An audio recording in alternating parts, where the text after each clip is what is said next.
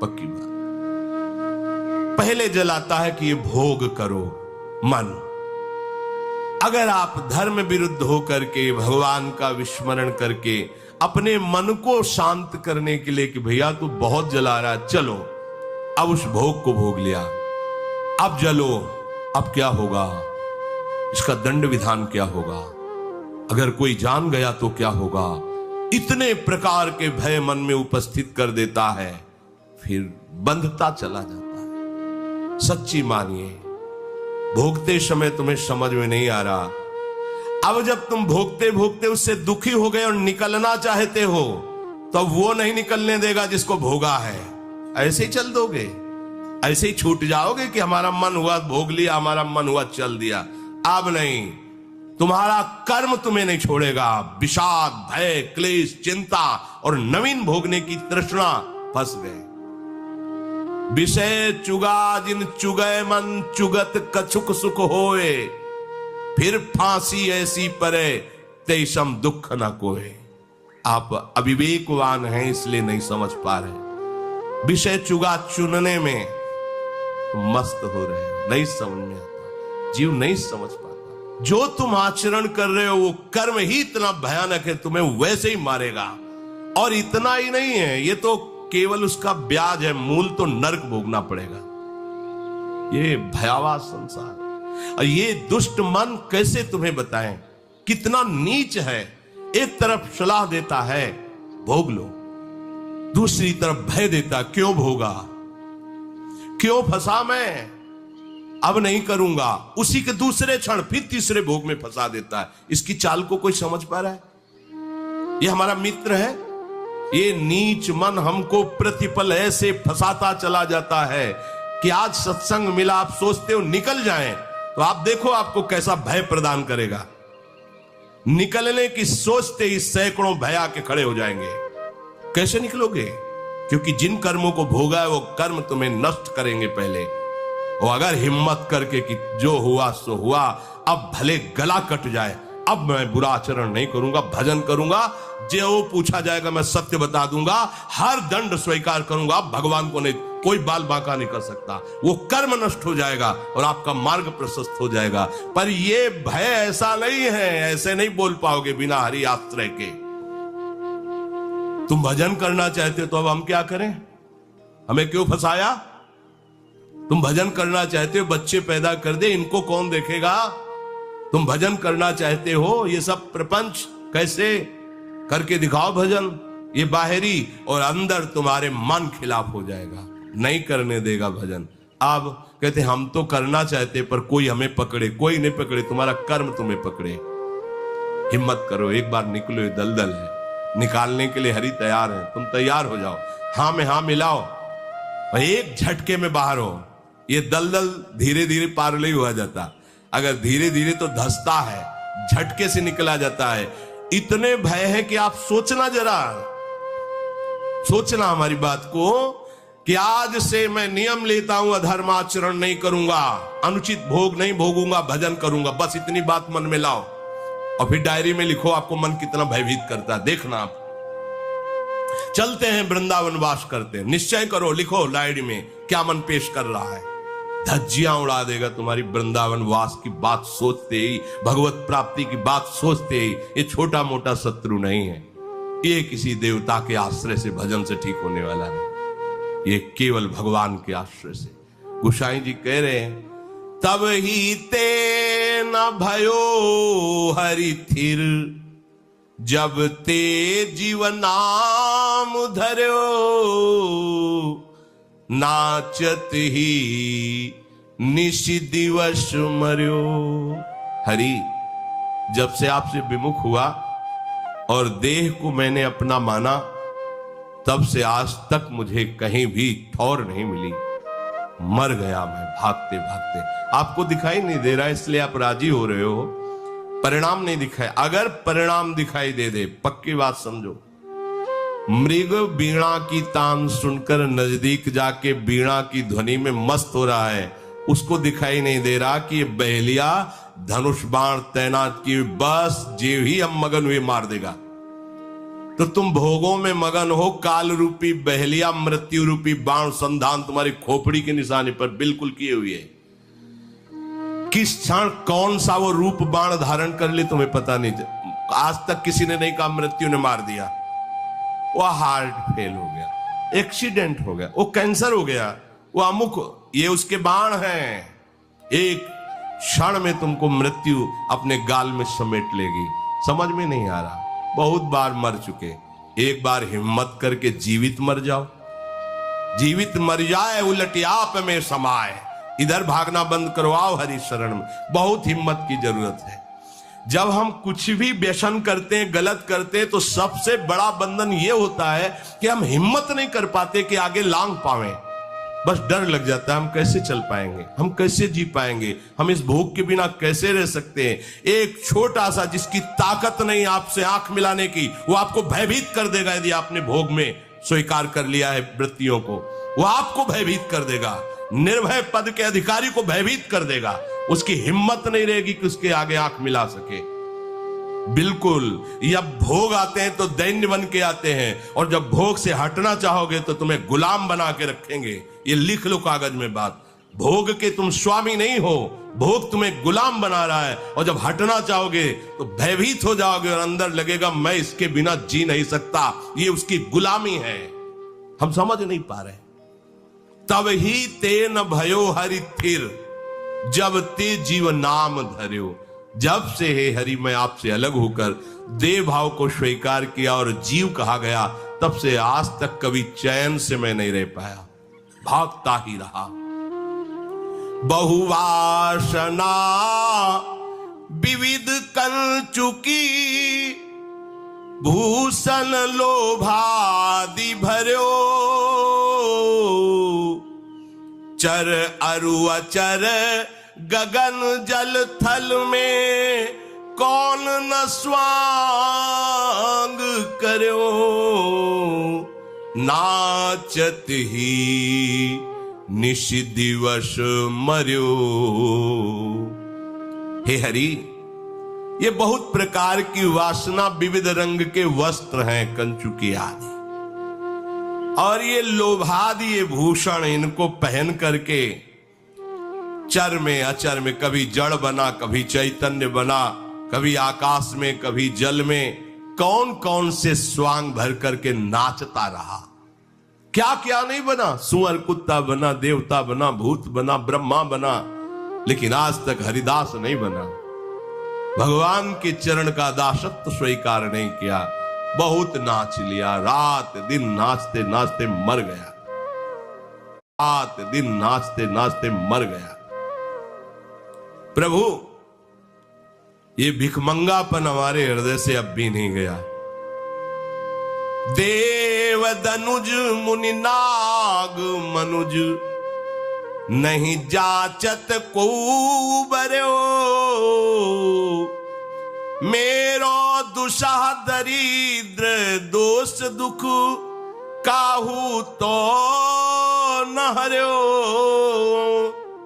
कौन ऐसा देवता है, दानव है, नाग है, मनुज है, जिससे मैंने मांगा ना हो। सबसे मांग मांग कर हार गया, किसी ने मुझे नहीं बचाया।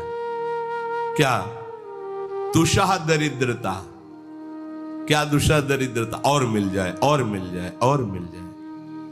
जितना धन मिलता जाएगा, जितनी कामनाओं की पूर्ति हो जाएगी, उतने बड़े भिखारी बनते चले जाओगे। पहले 1 रुपए की जरूरत थी, फिर 100 की जरूरत थी, फिर 1000 की, फिर लाख की, फिर करोड़ की। अब तो जरूरत ही जरूरत है। क्या होगा इतने से? कितना भिखारीपना, भिखमंगा भाव बढ़ गया कि करोड़ों से भी कुछ नहीं होने वाला। समझो समझो, ये दुषा दरिद्रता संतोष से जाएगी। संतोष हरि चरणों के आश्रय से आता है, बाजार में नहीं मिलता, किसी साधना से नहीं मिलता। ये हरि कृपा से संतोष, और जहां संतोष आया समस्त कामनाएं नष्ट हो जाती है। बिन संतोष न काम न शाही, वो अछत काम सुख सपने होना ही। कोई हमारे दुख को आज तक नहीं हर पाया। बहुतों को अपना माना, बहुतों से हमने अपनी मांग पूर्ति करने के लिए याचना की, उनकी गुलामी की, आज तक दरिद्रता नहीं गई, आज तक दुख नहीं गया। थके नयन पद पानि सुमति, बल संग सकल बिछुर्यो। अब रघुनाथ शरण आयो जन, भव भय बिकल डर्यो। अब तो नेत्र भी कमजोर हो गए, पैर भी काम नहीं करने लगे, हाथ भी सामर्थ्यहीन हो रहे, बुद्धि भी ठीक निर्णय नहीं कर रही, सब बल गया, कोई साथी नहीं रह गया। जिस दिन ये स्थिति आएगी ना तो देख लोगे तुम, पत्नी भी मनाएगी कि भगवान तुम्हें उठा लें। स्वयं ऋषि में थे वे एक भगत जी, बहुत बीमार रहते, कभी कभी उठ के आ जाते थे, दर्शन दे देते थे, भगत थे। उनकी पत्नी आए, बोले महाराज कृपा करो और उनको भगवान अब उठा ले। क्यों? क्योंकि वो तुम्हारी कामना पूर्ति करने लायक नहीं रह गया। गोस्वामी जी कह रहे नेत्र थक गए, पैर काम नहीं करते, हाथों में बल नहीं रह गया, बुद्धि निर्णय नहीं कर रही, अब कोई साथी नहीं दिखाई दे रहा, अब कोई साथी नहीं। जब तक ये काम कर रहे हैं तभी तक हाथ मिलाएंगे, और कभी कोई बात हो तो बताना, और जब ऐसी बात होगी कि हाथ मिलाने लायक नहीं रहोगे तो उस गली में कोई नहीं आएंगे, कोई नहीं देखेंगे। मान जाओ, अभी सोच कर सकते हो, अभी सेवा कर सकते हो, अभी आप अपने मन को प्रभु में लगा सकते हो, आपके पास समय है। ये समय रूपी गाड़ी निकल गई तो मन पछता ही है, अवसर बीते। समय बीत जाने पर हाथ में कुछ नहीं मिलेगा। यहां से जाने के बाद जो दुर्गति होगी, इसके बाद जो योनि मिलेगी, उसमें सत्संग नहीं मिलेगा, उसमें तुम्हें भजन करने का अधिकार नहीं मिलेगा, उसमें तुम नवीन कर्म करके परमात्मा प्राप्ति कर सको, ऐसा अवसर नहीं मिलेगा। हे हरि, मैं आपकी शरण में आया हूं, मैं डर गया इस संसार से। प्रभु अब मैं आपको रिझा सकूं इतनी सामर्थ्य मेरे में तो नहीं है, क्योंकि जे ही गुण ते बस हो जी करी, सो मोहि सब बिसर्यो। तुलसीदास निज भवन द्वार, प्रभु दीजय रहन पर्यो। प्रभु बस आप अपने चरण शरण में रख लो, मैं अपनी किसी साधना से, किसी गुण से आपको रिझा पाऊं ऐसी सामर्थ्य नहीं रह गई। हे लाडली लाल, बस वृंदावन में पड़े रहने दो, अपने दरवाजे पर पड़े रहने दो। कभी तो आप दोनों युगल सरकार जब वन विहार के लिए निकलोगे, देखोगे कौन पड़ा है, पर इतने में हमारा काम हो जाएगा। आपकी दृष्टि पड़ेगी, हम निहाल हो जाएंगे। लाडली जी की दृष्टि पड़ते ही करोड़ों मोक्षों के सुख को तिरस्कार करने वाला महाप्रेम सुख प्रकट होता है एक दृष्टि मात्र से।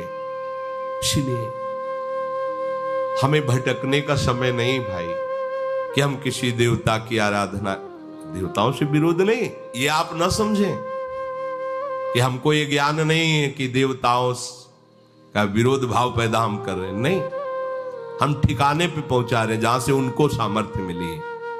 यदि आप किसी भी देवता की आराधना करते हैं, उनसे कोई कामना ना करें, तो आपको ऊपर भेज देंगे, क्रमशः अधिकार भेजते चले जाएंगे। देवताओं से देवादिदेव, देवादिदेव से महान परम पवित्र करने वाले श्री हरि के चरणारविंद। ऐसा एक क्रम हुआ है। बाल्यावस्था में इतनी चालीसा लेकर बैठते थे मंदिर में, हनुमान बाण, हनुमान चालीसा, दुर्गा चालीसा, शिव चालीसा, कितनी चालीसा। उन सब की कृपा से नैष्ठिक ब्रह्मचर्य में प्रवेश, उससे महावाक्य, उसके बाद सन्यास, भगवान शिव की अनन्य निष्ठा और उनकी कृपा से वृंदावन बिहारिणी बिहारी जी देखा, क्रमशः अधिकारी अधिकार से पहुंचा दिए। पर ये कोई कामना नहीं थी, बच्चा थे कोई, ये पूर्व की भगवत प्रेरणा, बस ऐसे स्वाभाविक निष्काम मति से हो रहा था। उन्हीं चालीसाओं का प्रभाव हुआ है। संसार क्या है, कौन है मेरा इस संसार, ये प्रश्न जागृत करना, ये उन्हीं की बात थी।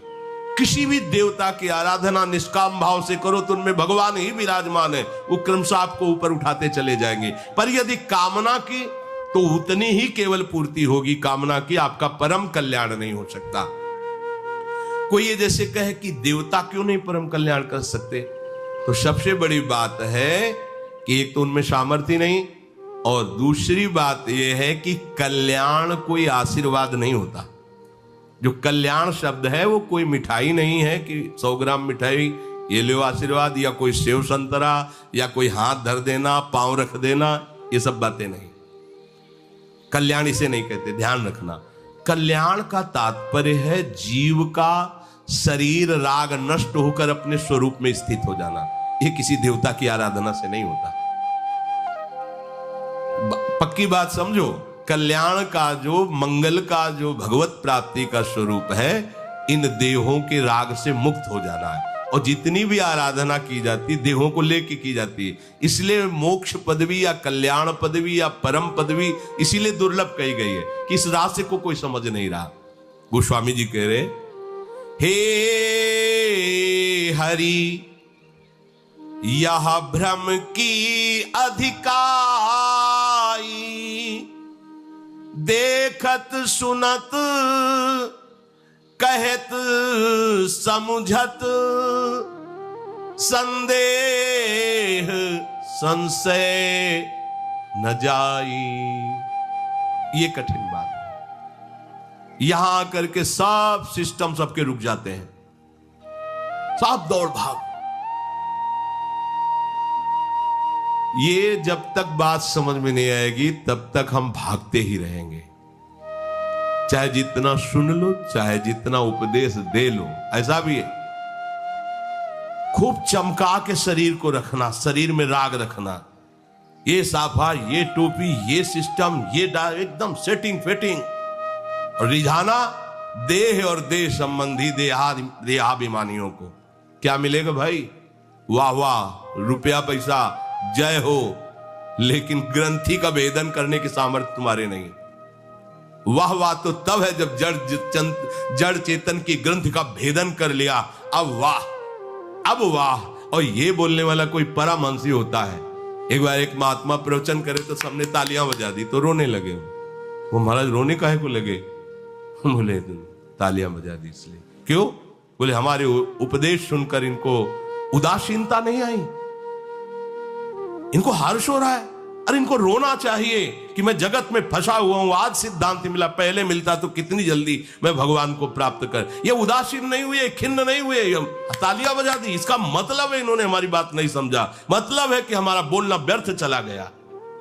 क्योंकि ये तालियां बजाने का मतलब हो गया तुम्हारा खेल ना। उन्होंने तालियां बजेगी, आग लग जाएगी हृदय में जब संत उपदेश सुनोगे कि ओहो मैंने अपना समय इतना बर्बाद कर दिया, तो तुम्हें तालियां बजाना आएगा।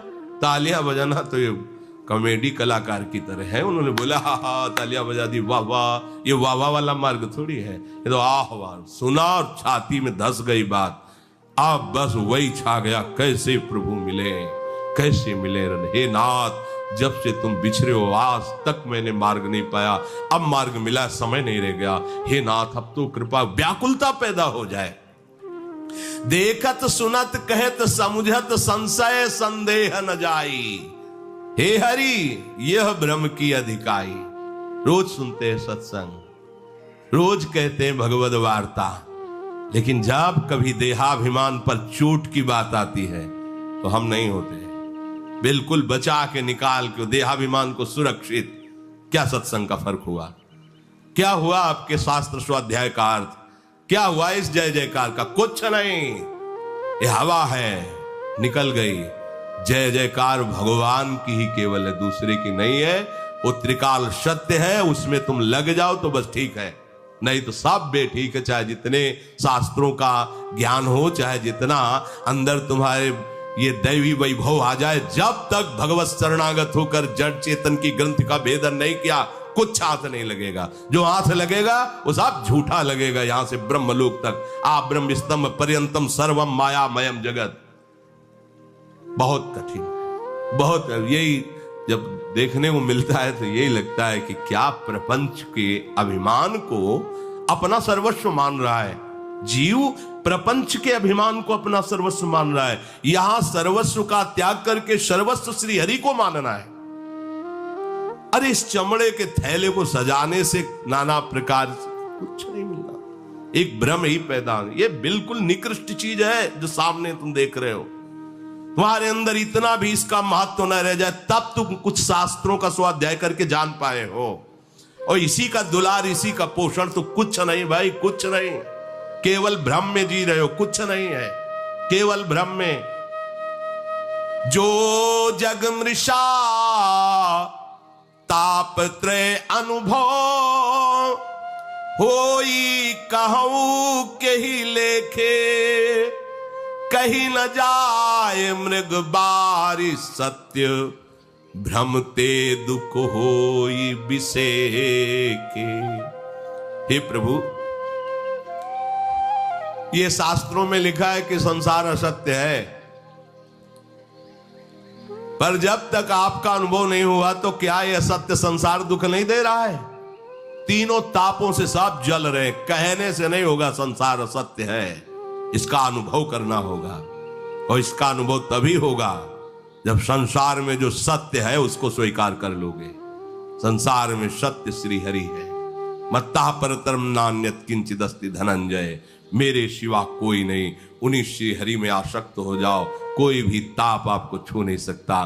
जब आपके हृदय में हरि का साम्राज्य होगा तो कोई ताप आपको राम राज नहीं काहू व्यापा, दैहिक दैविक भौतिक तापा, राम राज नहीं का। जब हृदय में हरि का राज्य तो कोई ताप इस पर नहीं। कहते रहो संसार झूठा है, डंडा चलेगा तो ये झूठा है ऐसे से बात नहीं बोलेगी, चिल्ला पड़ोगे, फांसी में चढ़ोगे तो प्राण निकलेंगे। संसार शरीर झूठा है कहने से बात नहीं बनेगी, अनुभव से बात बनेगी।